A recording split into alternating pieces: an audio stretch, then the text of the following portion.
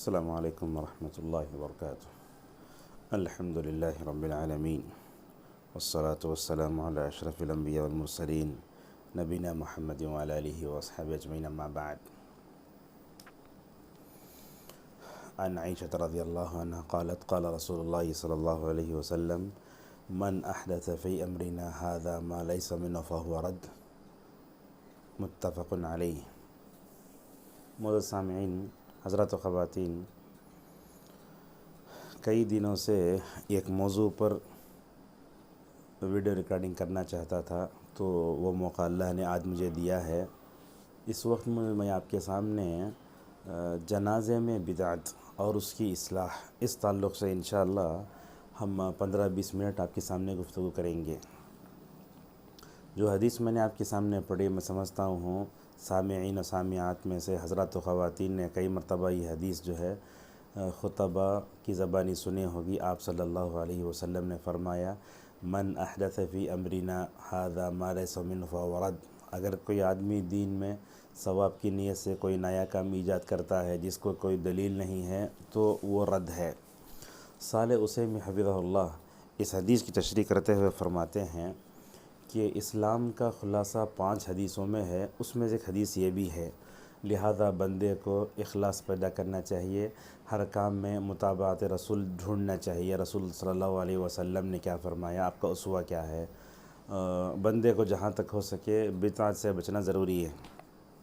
اللہ جزائے خیر دے علامہ البانی رحمہ اللہ کو، اس دور کے مجدد، بہترین محدث، امت میں اتباع کی روح پھونکنے والے، اور الحمدللہ اس دور میں سنت و بدعت میں فرق کر کے امت کو سنت کی تاکید کرنے والے، قدم قدم پر بدعت سے روکنے والے، اللہ تعالیٰ ان کی خبر کو نور سے بھر دے، ان کی خدمات کو قبول فرمائے، اور اللہ تعالیٰ انہوں نے جو علمی ورثہ چھوڑا ہے، اللہ تعالیٰ امت کے علماء کو اس کی قدر کرنے اور ان کی صحیح باتوں کو اللہ تعالیٰ ہم سب کو لینے کی توفیق عطا فرمائے، آمین۔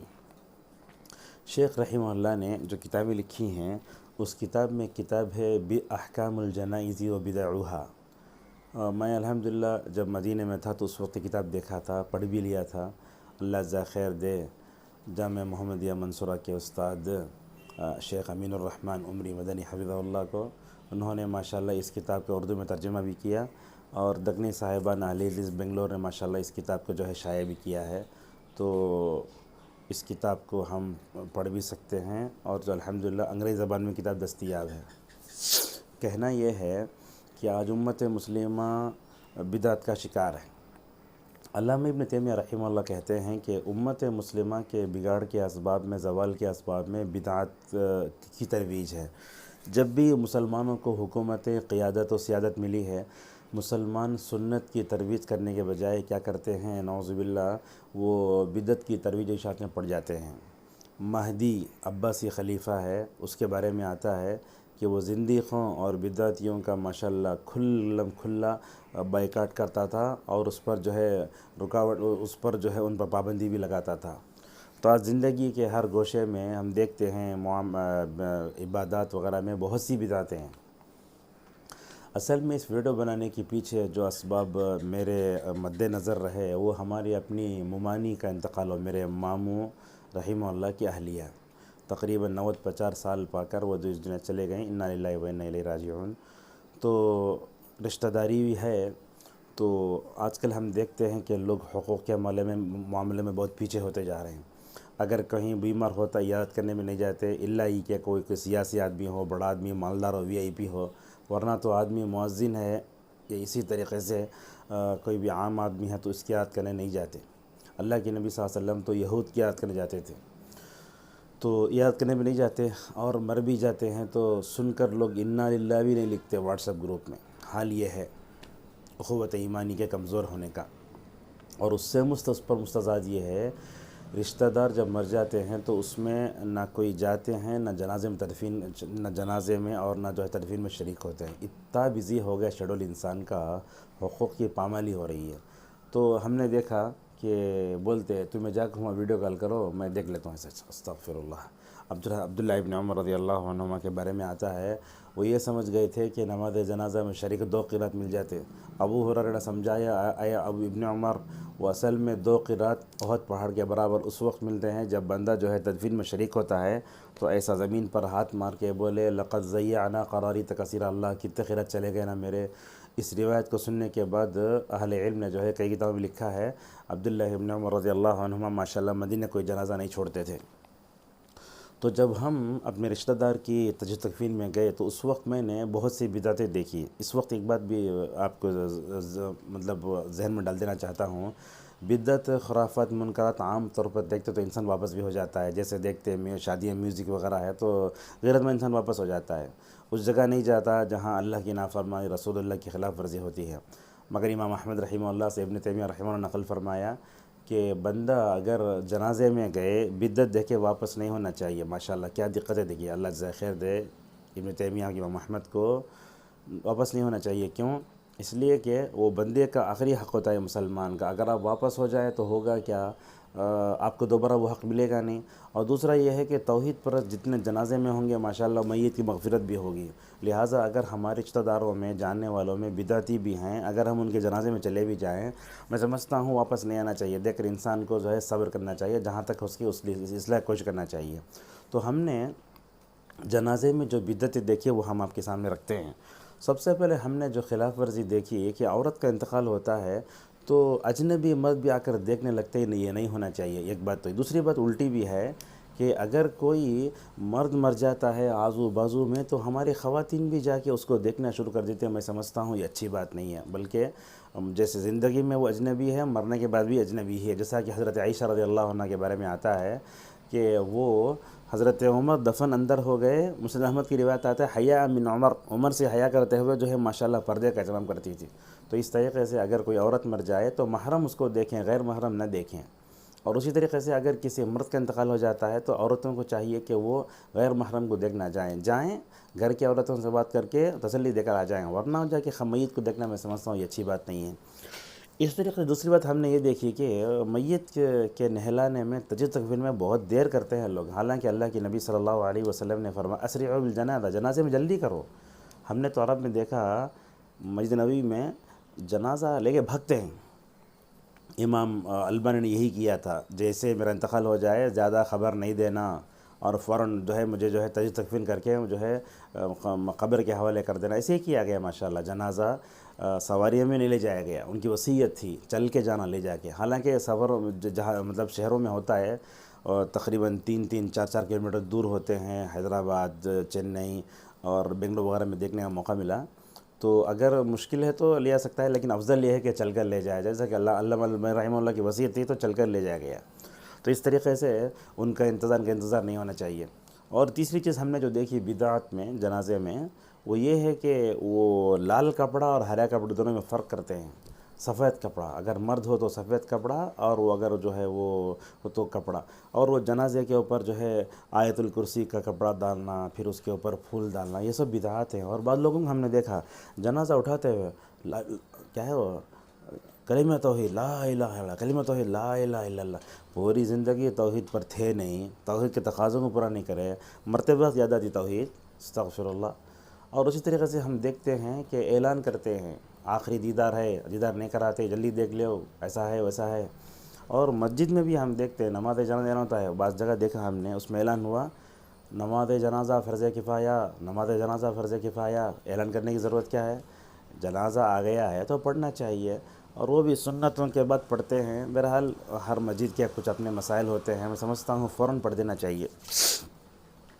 اسی طریقے سے جنازے کی بدعتوں میں ہم نے یہ بھی دیکھا کہ لوگ جب تدفین کے پاس جاتے ہیں تو وہاں بھی شرعی خلاف ورزیاں کرتے ہیں. عورت کی تدفین ہوتی ہے تو محرم قریب کھڑے رہیں جو نامحرم ہیں دور رہیں. عرب میں ہم نے دیکھا محرم اگر ہو تو بول دیتے اگر حرمہ اور جب عورت کا جنازہ ہے وہ کپڑا پکڑ لیتے ماشاءاللہ دفن کرتے. فاطمہ رضی اللہ عنہ کے بارے میں عثمان الخمیس حفظہ اللہ نے بتایا ہے انہوں نے وصیت کی تھی کہ مجھے رات میں دفن کیا جائے تاکہ میرے جسم پر جو ہے ماشاءاللہ غیر کی نظر نہ پڑے. اللہ اکبر کیا ہے دیکھو رسول صلی اللہ علیہ وسلم کی تربیت. اللہ اکبر. تو اس طریقے سے محرم ہی کھڑے، غیر محرم دور کھڑے. ہم دیکھتے ہیں کہ غیر محرم جا کے قریب میں کھڑے جاتا نہیں ہونا چاہیے. اسی طریقے سے وہ بسم اللہ وعلی ملت رسول اللہ، بسم اللہ وعلی سنت رسول اللہ، یہ دونوں حدیثیں ثابت ہیں جب اتارتے وقت. مگر ہم دیکھتے ہیں بعض لوگ پڑھتے ہیں منہا خلقناکم وفیہا نعیدکم ومنہا نخرجکم تارۃ اخری. یہ سورۃ طٰہٰ کی ایک آیت ہے، یہ اتارتے وقت پڑھنا ثابت نہیں ہے. اور اسی طریقے سے ہم نے دیکھا کہ جیسے ہی اتارتے ہیں تو اس وقت ایک تٹا لاتے ہیں، اس میں وہ بڑے بڑے ڈلے رہتے ہیں مٹی کے، لا کے رکھ لیتے ہیں، اس میں قل پڑھو گے، قل پڑھو پورا کرو. تو تدفین ہو رہی ہے تو ہم دیکھتے ہیں کہ وہاں کھڑے ہو کر تدفین ہونے کے بعد وہ ڈالی ٹہنی لگائی جا رہی ہے. حالانکہ ٹہنی لگانے کی حکمت علماء نے بتائی. ابن عباس کی روایت آتی ہے رسول صلی اللہ علیہ وسلم کو ان دونوں کے قبر کا عذاب بتایا گیا ہے. ایک جو چیٹوں کے، پیشاب کی چیٹوں سے نہیں بچنے والا، اور دوسرا اس میں وہ تھا جو چغل خوری، چاڑی خور، ادھر سے ادھر بطن لگا تھا. تو یہ دونوں لوگوں کے عذاب کو بتایا گیا. رسول صلی اللہ علیہ وسلم نے وہ رکھا تاکہ عذاب ہلکا ہو جائے. اب وہ کوئی علت بھی نہیں ہے اور کسی کے عذاب قبر کے ہمیں پتہ بھی نہیں چلتا. لوگ ٹہنی لا کے لگا دیتے ہیں، حالانکہ اس کی ضرورت نہیں ہے. اگر آپ اپنے باپ کی، کسی کی بھی جاننے والے کی خبر کی اگر علامت رکھیں، کوئی پتھر وغیرہ رکھ سکتے ہیں. کتبے لگانا یہ سب صحیح نہیں ہے. لوگ کتبے لگاتے ہیں، اس پر لکھتے ہیں آیتیں، نعوذ باللہ من ذالک، حالانکہ آپ نے منع فرمایا اس سے. اس طریقے سے وہ قل پڑھتے ہیں، پھر اس میں ڈالتے ہیں. اس کے بعد تدفین ہونے کے بعد اجتماعی دعا ہوتی ہے، وہ زور زور سے دعا ہوتی ہے. بعض لوگوں کو ہم نے دیکھا، بعض علماء کو، وہ قبر کے پاس بیٹھ کے لمبی نصیحت کرنا شروع کر دیتے ہیں. پتہ نہیں کہاں سے چیز آ گئی ہے. اور اسی طریقے سے دیکھتے ہیں کہ بعض لوگ قبروں کے پاس کھڑے ہو کر جو بھی لوگ ان کو شکریہ ادا کرتے ہیں. حالانکہ مسلمان کا حق ہے نا، وہ جب مر جائے تو اس کے جنازے کے پیچھے جانا، اس کی یاد کرنا، یہ حق ہے. لہذا اس طرح کی جو چیزیں ہمارے پاس بغیر شعور کے اندر آ جا رہی ہیں تو ان تمام چیزوں سے، ایکسٹرا فٹنگ سے بچنا ضروری ہے. تدفین ہو گئی، اس کے بعد اجتماعی دعا ہوتی ہے اور وہاں کھڑے ہوتے ہیں لوگ، اس کے اوپر جو ہے پھول ڈالتے ہیں. پھولوں کی ضرورت نہیں. یہ سب کافرانہ، مشرکانہ ماحول میں رہ کر نعوذ باللہ ہم نے غیروں کی چیزیں سیکھ لی ہیں. وہ یہ ڈالتے ہیں، عیسائی غیر مسلم ڈالتے ہیں. اور اس طریقے سے ہم دیکھتے ہیں کہ نماز جنازہ پڑھانے کے بعد وہاں ایک دعا، ربنا لا تؤاخذنا ان نسینا اخطانا، پتہ نہیں کہاں سے. حالانکہ تمام لوگ مل کر دعا کریں اللہم اغفر لہ. اللہ کے نبی سے بڑھ کر کسی کی دعا مؤثر ہو سکتی ہے کیا؟ رسول صلی اللہ علیہ وسلم نے اپنی زبان سے جو دعائیں سکھائیں، آسمان سے آئی نا دعائیں، وہ دعائیں پڑھیے آپ، ان دعاؤں پر اکتفا کیجیے.